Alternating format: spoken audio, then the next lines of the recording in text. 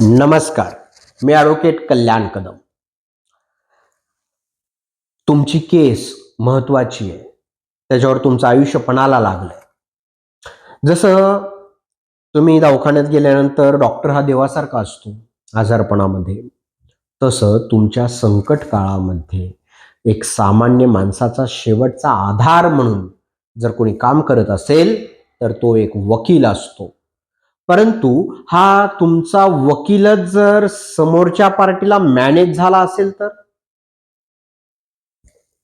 मग आज मी तुम्हाला अशा 5 टेक्निक सांगणार आहे, की ज्यातून तुम्हाला समजेल, की तुमची केस ही सुरक्षित हातात गेली का तुमच्यासोबत घात झालाय. लक्षात घ्या, हा आजचा व्हिडिओ खूप महत्त्वपूर्ण ठरणार आहे. तुम्हाला आवडला तर लाईक नक्कीच करा. जमल्यास तुमच्या जवळच्यांना शेअर करा. हे पहा प्रेक्षकांनो, हाताची 5 बोटं सारखी नसतात. म्हणून वकील लोक चांगली आहेत, माझी वकील बंधू आहेत, परंतु यात काही जण अशी पण आहेत की जी या पेशाला काळीमा फासतात. म्हणून तुम्ही एक सजग नागरिक म्हणून तुमची स्वतःची केस तुम्ही एका सुरक्षित हातामध्ये दिली आहे की नाही हेही तपासणं हे तुमचं काम आहे. लक्षात घ्या, हे ओळखायचं कसं? तर नंबर 1 ची टेक्निक, जो वकील तुम्हाला काय करतोय, तारीख पे तारीख, तारीख पे तारीख, तुमची केस स्ट्रॉंग आहे, तुमच्या बाजूनी आहे आणि आवाज तो विनाकारण तारखांवर तारखा, तारखांवर तारखा अशा जर वाढवत असेल, तर मात्र काहीतरी तारखांचा खेळ चाललाय आणि त्यात काळबेर आहे हे समजून घ्या. कारण तुमच्या पुराव्याच्या, तुमच्या महत्वाच्या, तुमच्या सुनावणीच्या वेळी तिथे तारीख लवकर घेणं गरजेचं असताना तो जर तारीख वाढवत असेल, काहीतरी कारण देऊन वाढवत असेल, खूप तारखांचा आवाज तो डोंगर त्यानं केलेला असेल, तर अशा वेळेस समोरच्या पार्टीला वेळ मिळावा म्हणून तो ते करतोय की काय, या गोष्टींवर तुम्हाला विचार करावा लागेल. नंबर 2, दुसरी टेक्निक ती म्हणजे समोरच्या वकिलाशी संशयास्पद मैत्री. हे बघा, वकिलांची मैत्री असते, यात काहीच दुमत नाही माझं. कारण माझी ओळखही इतरांशी असेल, इतरांची माझ्याशी असेल, कोर्टामध्ये रोजच्या भेटीगाठी होत असतात. परंतु जेव्हा तुमची केस तुम्ही दिलेली असते, अशा वेळी एक पक्षकार म्हणून तुम्ही जेव्हा केस दिली आणि मी तुमचा वकील म्हणून असेल, तर मी तुमची बाजू प्रामाणिकपणे तुमच्याच बाजूने भरभक्कम पद्धतीने कोर्टात सादर करणं गरजेचं आहे. परंतु अशा वेळी संशयास्पद मैत्री मी यासाठी म्हटलं की ते कामापेक्षाही जास्त प्रमाणामध्ये समोरच्या वकिलाशी किंवा त्या पार्टीशी, त्या ना की फक्त वकिलापर्यंत काही जण थांबत नाहीत, तर समोरच्या तुमच्या विरोधकांशी सुद्धा खूप जास्त प्रमाणामध्ये ओळख असणं ठीक आहे. नॉर्मली तुम्ही एखाद्या समोरच्या वकिलाशी बोलताय ते ठीक आहे, परंतु गुळमेळ ही जास्त वाढत आहे.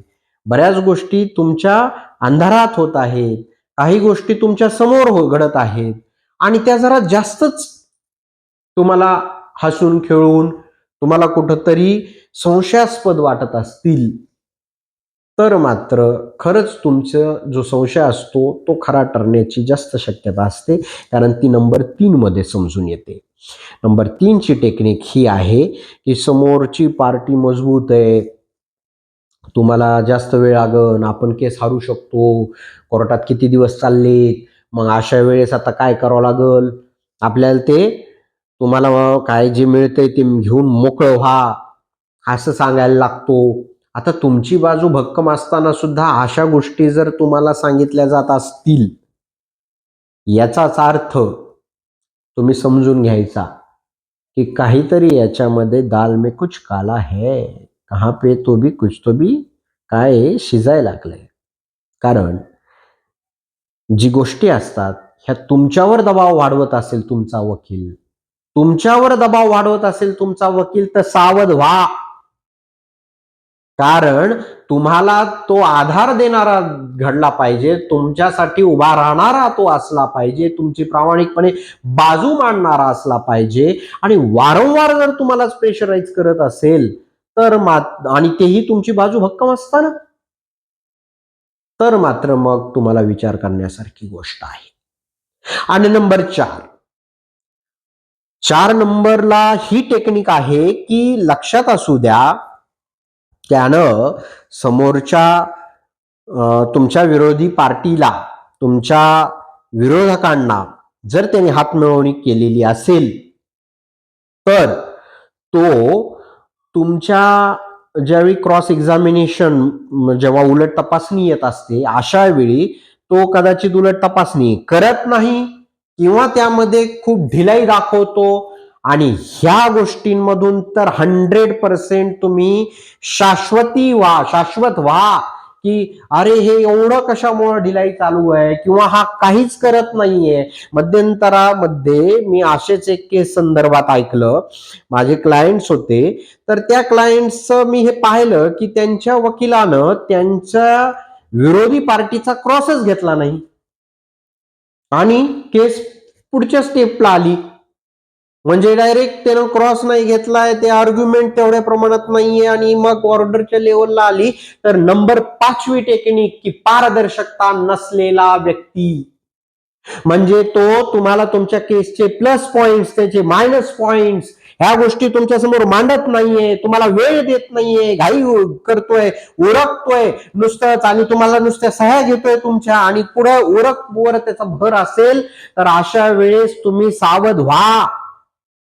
कारण तो तुमचा वकील तुमचा फक्त तुमचा वाटतोय पण तुमचा राहिलेला नाही.